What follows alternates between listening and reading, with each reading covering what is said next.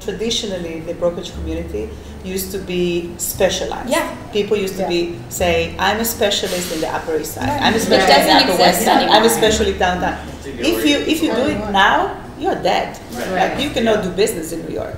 You really have to know everything about everything. You know, it's not that you're going to go crazy and say, oh, am I going to build this building that is $2,500 per square foot in an area that nothing exists for $2,500 per square foot? Mm-hmm. No, it's not important, because if you build a building that becomes a destination, people will buy in that building and will spend that money, even though that all the area around it doesn't even command the price. What is happening right now is that people are looking, is like, okay, what is the next thing? What is the best next thing coming up? So 432 Park, so you know, that's a building that is being built. It's an iconic building because now you can see it, you know, from anywhere in the city, and it's almost like a new landmark. You know, when you look at that building, you know, because you say, okay, wait a minute, what is that building? You're driving from the airport. Even if you don't know the city, you're going to ask what that building is all about. So you have more options. You have almost everything for any taste. You go downtown. You know, you can buy an apartment, a beautiful apartment at the Four Seasons, you know, downtown, where people didn't even think about going to that area before, because it's not exactly Tribeca, it's not exactly the financial district, it's somewhere in between. It's almost like a new neighborhood being built. What is trending more? Condos. And there is a reason for that. The reason is the foreign market.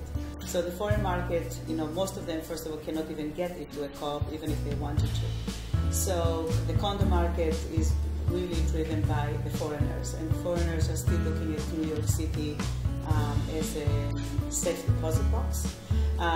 And also, for the first time, you know, talking about the first part of the question, a lot of people in the high-end market have much more to choose from. You know, there was a time that, you know, if somebody wanted to live around Central Park in a condo building, high-end, you basically had 15 CPW, you had Time Warner, you had the Trump building, and almost that was it. Now you have plenty to choose from. So there is something for everybody's taste. There are people that love, you know, very modern, very sleek, so then you go to 157. If you want to upgrade yourself from 15 CPW and you want to go to a very similar style of building, you go to 220 Central Park South.